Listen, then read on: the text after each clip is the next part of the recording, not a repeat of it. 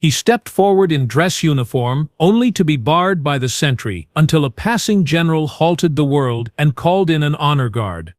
Colonel James Harrington adjusted the silver cufflinks of his dress blues, 60 years of service compressed into the rows of ribbons adorning his chest. Morning sunlight glinted off polished brass buttons as he approached the ceremonial grounds. His footfalls, deliberate, measured, echoed against the concrete with metronomic precision. The weight of memory pressed down upon his shoulders, yet straightened his spine despite his 82 years. Today they would honor his unit, the men he'd commanded, those who returned and those who hadn't. Wind rippled through the avenue of flags lining the pathway, each star and stripe snapping like distant rifle fire. James inhaled deeply, taking in the familiar scent of fresh-cut grass, mingled with shoe polish worked into leather until his fingertips ached. His gaze fixed on the ceremonial archway where a young sentry stood at attention, clipboard in hand. Today we'll be remembered. Today they'll speak our names aloud once more. The thought tightened his throat as he anticipated hearing his unit recognized after all these decades. The sentry's eyes flicked upward as James approached, taking in the campaign ribbons, the silver hair beneath the service cap, the measured gait of a man who had marched across continents. Without a word, James extended the invitation, embossed with gold leaf and the Defense Department seal. The paper trembled slightly in his weathered hand, not from age, but from the anticipation that had kept him awake since dawn. He had rehearsed this moment for weeks, practiced the salute he would offer when they called his name. "I'm sorry, sir. You're not on the cleared list." The sentry's voice cut through James's thoughts, flat and unyielding as a barrier dropping. "I can't allow entry without proper clearance." The young man's eyes betrayed a flicker of discomfort, but his posture remained rigid, unmoved by the rows of ribbons across the old soldier's chest. James blinked, the words striking him like unexpected artillery. "There must be some mistake," he said, his voice steady despite the sudden hollow feeling in his chest. "I'm Colonel James Harrington, 2nd Battalion, 5th Marines. This ceremony is to honor my unit." He tapped the invitation with his index finger, the pad calloused from decades of rifle drills. "I received this invitation directly from the secretary's office."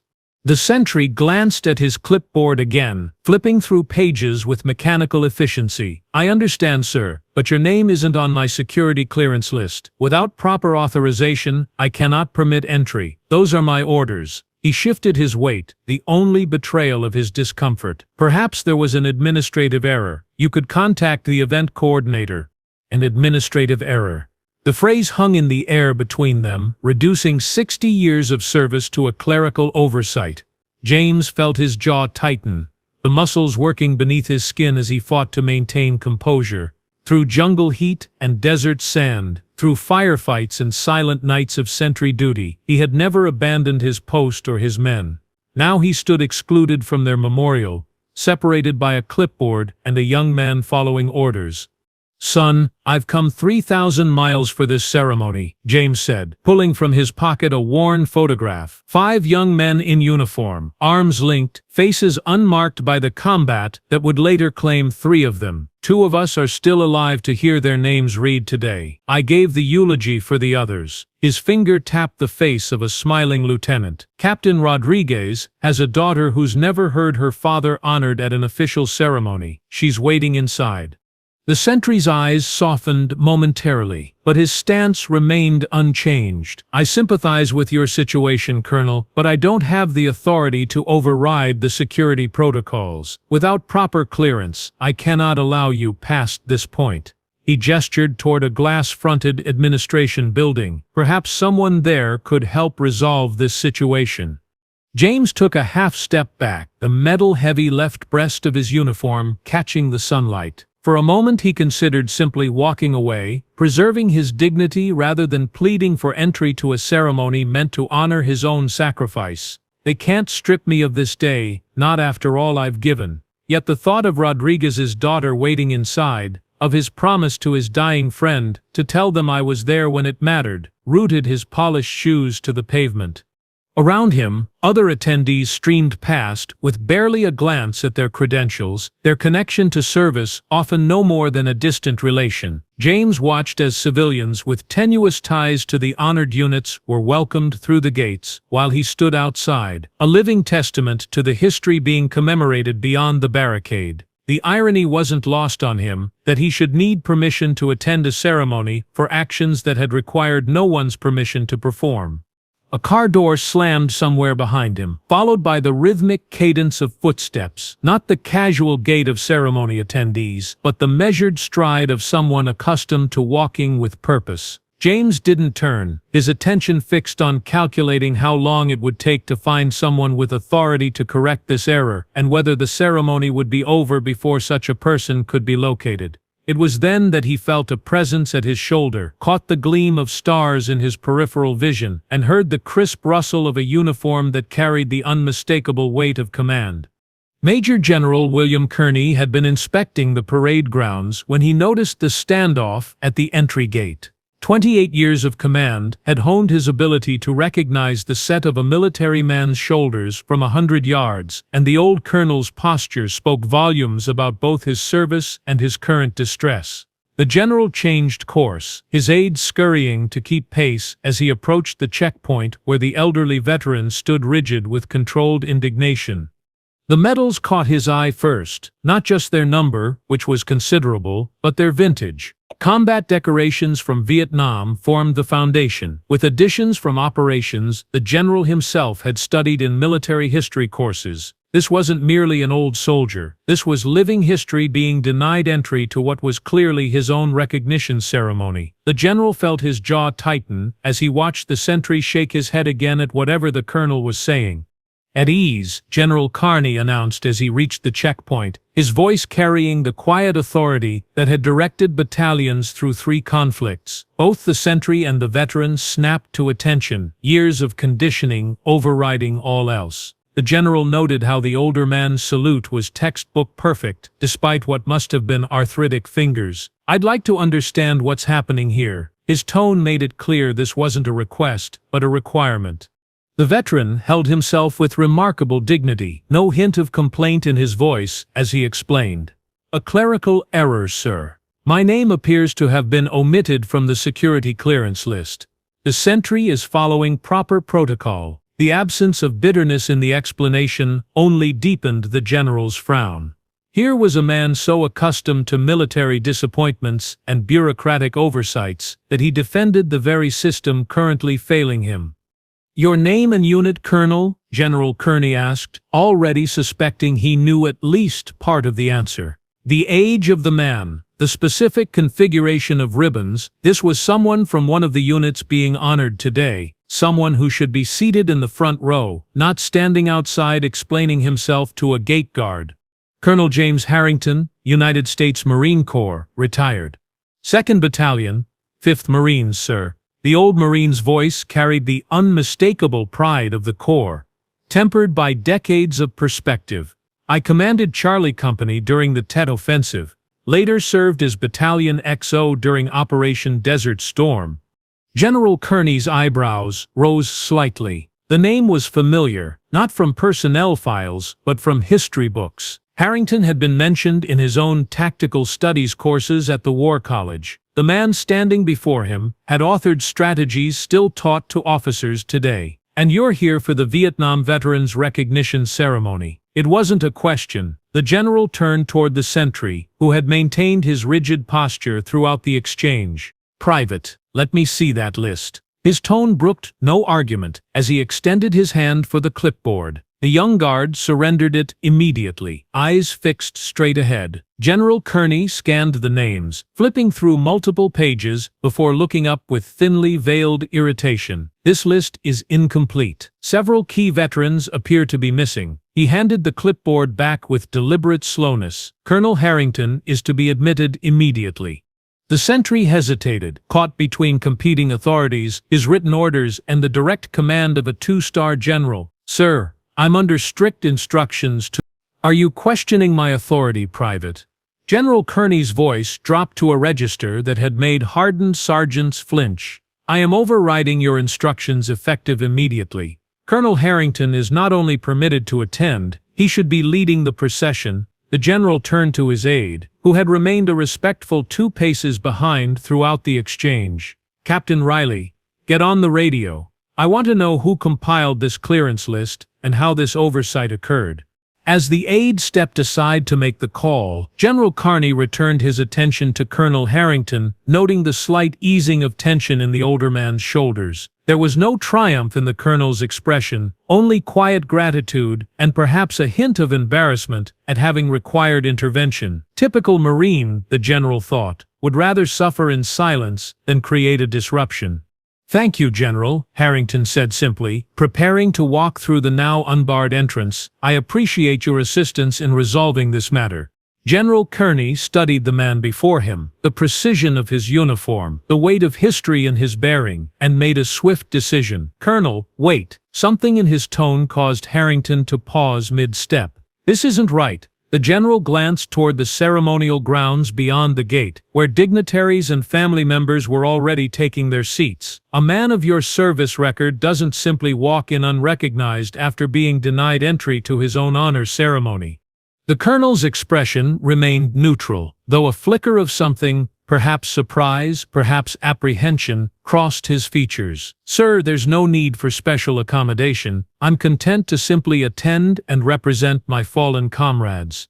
General Kearney shook his head, already reaching for his radio. "No, Colonel, today isn't about being content, it's about recognition, long overdue." He keyed the radio, his decision crystallizing into action. "Major Simmons, this is General Kearney. I need the ceremonial honor guard at the east entrance immediately. Full complement, dress uniforms, rifles." He paused, meeting the colonel's increasingly astonished gaze. "We have a distinguished veteran who requires proper escort to today's ceremony."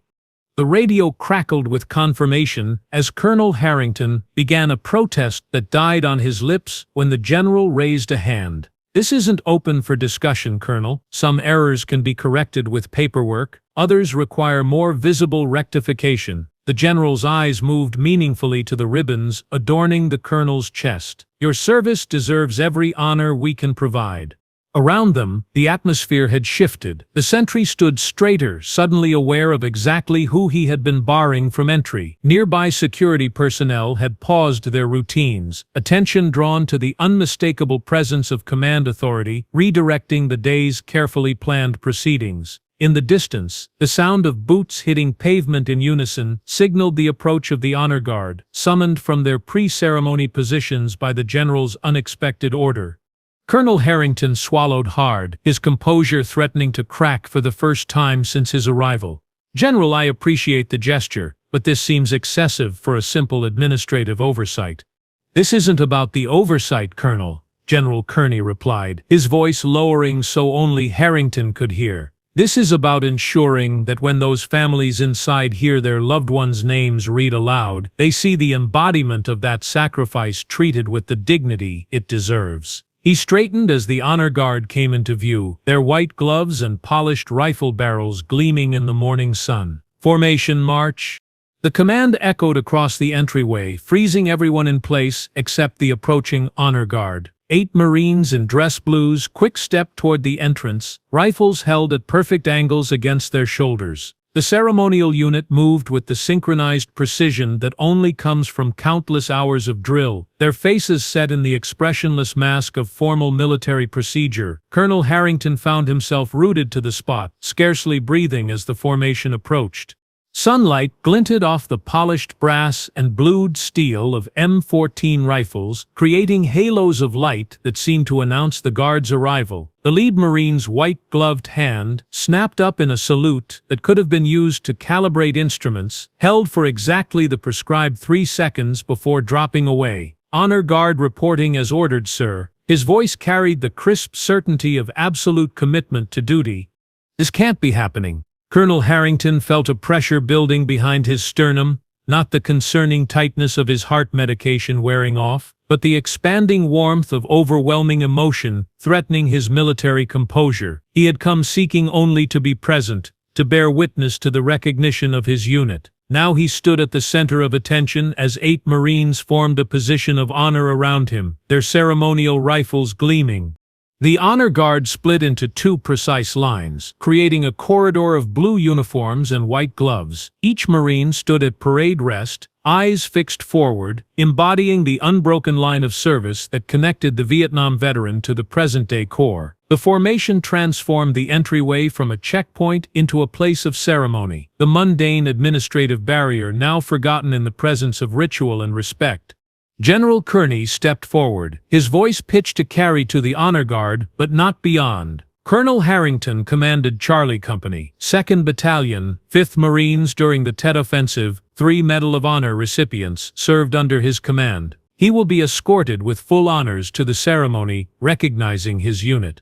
The general's words were factual, devoid of unnecessary emotion, yet they hung in the air with undeniable weight. This wasn't merely protocol, it was restoration. Colonel Harrington felt his throat constrict as memories surged unbidden. The faces of young Marines looking to him for orders in the chaos of combat, the weight of writing letters to parents whose sons would never return, the quiet pride of watching his men perform beyond all reasonable expectation in the darkest circumstances. He had carried these memories alone for decades, sacred burdens too personal to share with those who hadn't been there. Now they were being acknowledged in the rigid posture of these young Marines, who stood at attention for a man they'd never met, for actions performed before their birth. "Colonel," General Kearney said quietly, gesturing toward the ceremonial pathway now flanked by the honor guard, "your escort awaits." There was something in the general's eyes that transcended rank and protocol, a recognition between warriors that needed no elaboration. For a moment they were not a 2-star general and a retired colonel, but simply 2 men who understood the cost of the medals they wore. With measured steps that belied his age, Colonel Harrington moved into position at the head of the formation. The honor guard's leader called out commands in the ringing cadence of the drill field, and 8 rifles snapped in unison to present arms. The metallic whisper of moving parts and the soft creak of leather created a percussion of respect that needed no musical accompaniment. This was the soundtrack of military honor, unchanged across generations. Beyond the gate, the ceremony had already begun. The murmur of the assembled crowd carried on the breeze, punctuated by the occasional metallic tap of the microphone. Colonel Harrington caught fragments of the opening remarks, sacrifices that shaped a generation and honoring those who served when called, words that had always seemed insufficient against the reality of what they described. But now, surrounded by this unexpected escort, the platitudes gained substance through action rather than rhetoric. Attendees near the entrance turned at the sound of the honor guard's approach, conversations faltering mid-sentence as they registered the significance of the formation. A path cleared spontaneously through the crowd, respect creating space without need for verbal direction. Colonel Harrington saw recognition dawn in the eyes of the older veterans present, men who understood exactly what the honor guard's presence signified. Several rose from their seats, arthritic knees protesting as they straightened to attention. Among the standing figures, Colonel Harrington spotted a woman in her 50s, her hand pressed to her mouth as she watched his approach. Maria Rodriguez, he would have known her anywhere, her eyes identical to those of her father in the photograph he still carried. She had been barely walking when her father had been killed in action. Now she stood witness to the honor being accorded to those who had served alongside him. The colonel felt his chest tighten again, this time with the responsibility of carrying forward not just his own memory, but that of those who could no longer speak for themselves. The formation halted at the edge of the seating area, the honor guard's leader calling out commands that positioned the Marines in a perfect line on either side of the aisle. Colonel Harrington paused, suddenly uncertain whether to proceed alone or wait for further protocol. General Kearney materialized at his side, his voice low enough that only the colonel could hear. "They're waiting for you to lead, sir. Today you walk point one more time." With that simple direction, Colonel James Harrington straightened his shoulders beneath the weight of his dress blues and took the first step forward. Behind him, the honor guard moved in perfect synchronization, the soft percussion of polished boots on marble creating a rhythmic heartbeat for the ceremony that had paused to accommodate their arrival. As he advanced down the aisle toward the memorial that bore the names of men he had commanded, Colonel Harrington lifted his right hand in a salute that contained 60 years of service, loss, and undiminished honor, a gesture as crisp and unwavering as it had been on his first day of commission. The bugler, seeing their approach, raised his instrument in readiness. The entire assembly held its breath in the suspended moment, before the first clear note would pierce the silence, a hush alive with recognition finally, properly bestowed.